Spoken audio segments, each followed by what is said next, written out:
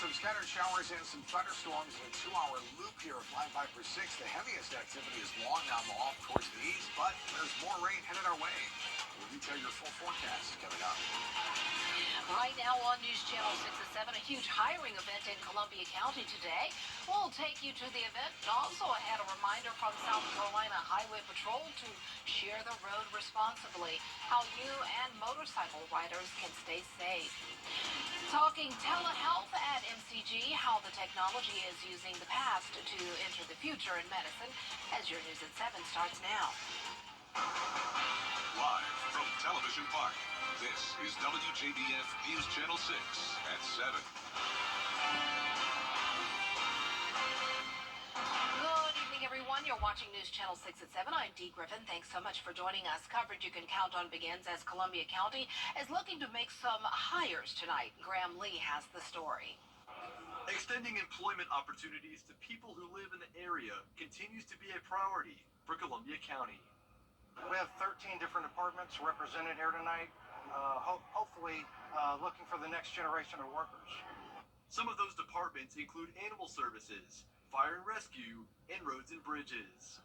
Carney's saying the maintenance departments are the areas that need help the most.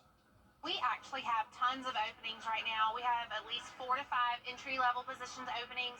Those are going to be labeled as maintenance workers or trainees. With those positions, you either be working on all the drinking water pipes throughout our county or all the sewer pipes throughout our county. The Columbia County Sheriff's Office also needs to fill several positions. That department has a constant need for deputy jailers and 911 communication officers. So we've been in need for quite a while now. Every time it seems like we get somebody, we lose somebody. So we're always constantly recruiting. With several spots open, Carney says it's a great opportunity for people looking for a job to stay in the area. We get pretty serious job takers or lookers, and we sell them on benefits. We have competitive salaries, but the county has really good benefits, all kind of benefits. So we just try to help them find the fit for them. They may be young, right out of high school, right out of college, could be retirees. We want them all. So especially the ones that live in this area, we want to keep them in this area. If you missed Tuesday's job fair, you can find more information on how to apply for those positions at WJBF.com. In Grovetown, Graham Lee, WJBF, News Channel 6. A community resource fair is just wrapping up at Lucy C. Laney High School. Those in attendance got the chance to connect with community partners, get vital health information, and hear from various community leaders. They also had an opportunity to have their resume reviewed and to get tips on interview techniques by taking part in a mock interview session. I'm getting better job opportunities, different job opportunities, open my mind to new job areas, new work areas, different things like nursing, trucking, different schools. There are available resources here for you. Most people in our community don't know what we offer, but there are so many free resources that can benefit all families. So more than anything, we're here to help, help our community. We'll have more coming up at 10 and 11. Time now for us to take a first look at our weather with Chief Meteorologist Tim Miller, and the rain is coming down. It's coming down. It's coming and going, and it's... All right, thanks so much. We'll see you then. It's a closer look at what could be the future of medical care. Bria Smith shows us how staying home could be just what the doctor ordered. So it creates a continuity of care model, which is very important in today's sector where healthcare is just so complicated. WellStar MCG's virtual care at home began in 2021 when the whole world had to adapt to the new reality. And that meant healthcare too. Now it's evolved into 4 different programs, from hospital at home, which is the most intense, to enhanced care at home, which is the least intense. Many programs started during the pandemic, but taking care of patients in their home was one of those. We're able to take care of a lot of patients. We've done about 2,000 patients at this point in their home, and we've had remarkably good success and excellent patient satisfaction. Now, nearly 4 years later, virtual healthcare or telehealth is here to stay, and many say it's the future of healthcare. It's all being done to improve the ability to provide care to patients who can't always make it to the doctor's office. you're going to actually see more healthcare coming into the home, right? X-rays, diagnostics, even being able to do your labs yourself at home. But for us as clinicians, it doesn't ever take us out. We have to learn to evolve and say, how are we going to meet that demand of the patient so that we can provide safe, effective, but high quality care in the patient's home. Healthcare providers gave a demonstration Tuesday showing what it would be like to virtually respond to a home where a patient needed care. So our team walks them through what type of equipment they receive. What does it feel like to put on the blood pressure cuff? What does it look like to communicate to one of our nurses or one of our clinicians? As the emerging field grows, healthcare professionals plan to add more care services like tele-OB. Really exciting because this is 21st century medicine, using technology to help people safe, happy, comfortable, get through that illness quicker, being in their home environment. MCG's Center for Telehealth also plans on introducing other virtual healthcare services in the near future, like e-consults, infectious disease, acute care surgery, and more. In Augusta, Bria Smith, WJBF, News Channel 6. New technology is making it easier for you to get the information you need in Augusta. The city recently launched a new 311 artificial intelligence-powered chatbot called Ask Gus. Now, if you go to Augusta's 311 website, in the lower corner of the screen is an Ask Gus icon, which launches a chat window. And there is also a text option. For the link to Ask Gus online or the number to text your questions, and go to WJBF.com. South Carolina Highway Patrol says as weather starts to warm up, bikers are more likely to be out riding on their motorcycles. Irena Meadows spoke with law enforcement about safety measures both motorcyclists and other drivers can take. South Carolina Highway Patrol says the state as a whole reported more than 50% of motorcycle riders that die in collisions were not wearing a helmet. You don't have 4 doors, an airbag, a hood and everything else. You are more exposed to the roadway and at a higher risk than your automobile drivers out here. Jerry Jordan works at Hot Shot Cycles in Anderson and has years of experience with riding motorcycles. I've been in an accident. I had a man pull out in front of me years ago. It was on my first bike, and it was a learner bike, a little Ninja 250. And I was going around the curve, and he turned into a driveway. Luckily, I laid the bike down at 25 miles an hour. And, I didn't get hurt or nothing, but it scared me.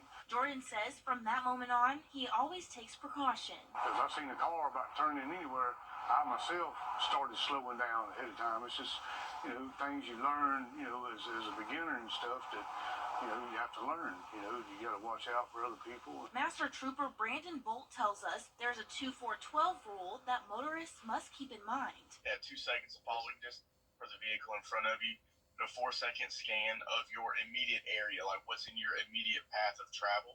So you should be looking 4 seconds in all 360 degrees around you. Then you should be looking 12 seconds up the road. Are there any perceivable dangers that you could see happening within that 12 seconds? He says not only should bikers be cautious, but other drivers should as well. Don't follow motorcycles too closely.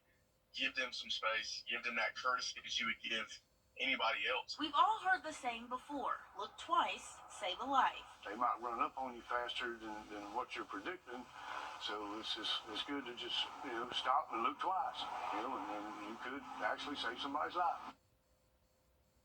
The Augusta Coliseum Authority is giving an update on 2 major projects. Chairman Brad Ushery says the Bell Auditorium will be complete in May, just in time for planned concerts and other performances.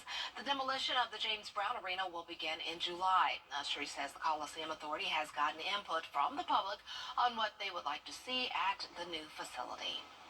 July would be the start for demolition, and it looks like it's going to be in a very aggressive timeline. But we see finishing late 2026, which is the timeline we projected at the beginning. We'll have the full story tonight on News Channel 6 at 10 and 11. Coming up, a catastrophic scene in Baltimore. A cargo ship rams into a bridge, knocking cars into the river. The latest on the search and rescue efforts. Hey there, We are We're learning more about the bridge collapse in Baltimore. A massive cargo ship slammed into the span early this morning, causing vehicles to plunge into the frigid water below. Authorities say 6 people remain unaccounted for. Christian Cordero is in Baltimore with more. Crews in Baltimore working against the clock to find survivors of the Francis Scott Key Bridge collapse. We're going to send all the federal resources they need as we respond to this emergency. It was around 1:30 this morning that Maryland officials say a container ship lost propulsion as it was leaving Baltimore and crashed into the bridge. Video shows the ship hitting a support column. The lights go out as the entire span collapses. Seconds before impact, that same footage appears to show vehicles crossing. We're going to be working closely with the National Transportation Safety Board as they lead their independent investigation, and with the Coast Guard as they continue operations in the water. The pilots reportedly warned the Maryland Department of Transportation that vessel could crash before it made impact. Maryland officials say the pilot's mayday call prompted the bridge to shut down to traffic, potentially saving lives. No drivers were traveling on the span at the time, but there were construction vehicles and workers on it. The crew that was out there working was basically repairing potholes. So you understand that had nothing to do with a structural issue. The I-695 span is a heavily traveled corridor with an estimated 30,000 vehicles crossing it each day. About 30 million tons of cargo passed through the bridge last year. It's the entryway to the largest port in the U.S. for cars and light trucks and one of America's largest hubs for coal shipments. It's one of the most important elements for the economy in the Northeast. I've directed my team to move heaven and earth to reopen the port and rebuild the bridge as soon as humanly possible. Authorities say there is no credible evidence the incident was an act of terror. Christian Cordero, ABC News, Baltimore. Well, we have some warm temperatures, but now get ready for some breezy conditions starting tomorrow, really all the way through the Easter weekend. Some of these winds could gust up to 25 miles per hour. We'll detail your full forecast coming up. Brandsmark USA. And then there's our 10-day forecast. Notice it's pretty nice. Bringing back the rain, though, for Tuesday, Wednesday of next week. All right, thanks so much. Still ahead, federal agents have opened an investigation on hip-hop star Sean P. Diddy Combs. We'll have the latest on the investigation when your News at 7 continues. Injury law has a playbook to win. They won't drop the ball when it comes to fighting for your right. Contact us today and let us show you what it means to have a winning team on your side. Local Living, Saturday mornings at 9:30 on News Channel 6. Weather headlines on News Channel 6, brought to you by Jamie Casino Injury Attorneys. The News Channel 6 mobile app is now even better. Download it today.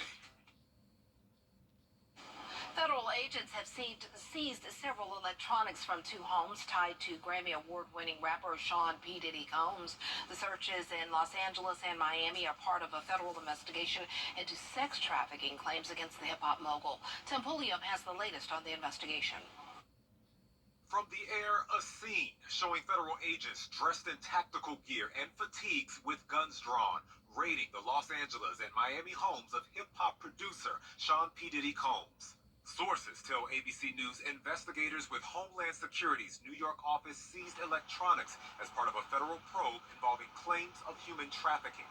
Neighbors in Los Angeles say the property had frequent visitors and parties. I see that a lot of girls, maybe 5 or 6 girls outside, some leaving, some not, some going in, black Suburbans. Never know. I never thought anything of it, but now this is crazy. We going up, we going live. The 54-year-old, known as P. Diddy or Puff Daddy, is named in several civil lawsuits, including from music producer Lil Rod Jones, accusing him of sexual assault. The intersection could be that some of these civil claims involve criminal charges like trafficking that don't have a statute of limitations, and that's something the SDNY or Manhattan can investigate, and appears that they are. In November, R&B artist Cassie, Diddy's former partner, accused him of rape and repeated abuse and sex trafficking. Behavior she says lasted a decade. Her lawsuit was settled in just 1 day with no admission of wrongdoing. Combs has denied all allegations against him in a December post on social media, writing, "Enough is enough." Investigators say they are looking for any evidence, including access to videos that would substantiate claims of human trafficking. Tim Pulliam, ABC News, Los Angeles. It's so hard to predict a sick kid who just keep getting sicker, but we needed to be together as a family. My family is my entire life. My family means the world to me. When we're together and we have support from Ronald McDonald House, we can be a little stronger. They provide food and a place to rest your head, and they will help you through every step. That's what gets you through every day when you don't know how else you're going to make it. It makes you feel like you're not alone. God is giving you more of what you love. Please. Oh, that was abrupt. More stars. More laughs. And more stars. Weekday mornings at 9 on News Channel 6. A betting website will hire one baseball fan in New York to travel around the country, visit every Major League Baseball park, and feature their hot dogs. BetUS is looking for the biggest hot dog in Major League Baseball. The winning wiener connoisseur gets all travel expenses, lodging, and food paid, plus $2,500, plus free admission to all those parks and the games. I love a good hot dog. I should have applied for that, but it says you have to be in New York. But oh, look at that! I love a good hot dog. And a bottle of Lipitor. Well, there you go. Yeah. For the cholesterol. For the cholesterol. It's gonna be, my goodness. Showers and storms tonight, tomorrow, and Thursday on and off. But notice Good Friday, Saturday, and Sunday. Absolutely wonderful weekend weather headed our way for the holiday. Now I want a good hot dog. My mom and I love hot dogs. Who doesn't? Oh, good hot dog. Ketchup or mustard? Ketchup, no mustard. And a little relish on it. Have a good night, everybody. Yeah, no What are we gonna mustard. do? No mustard. What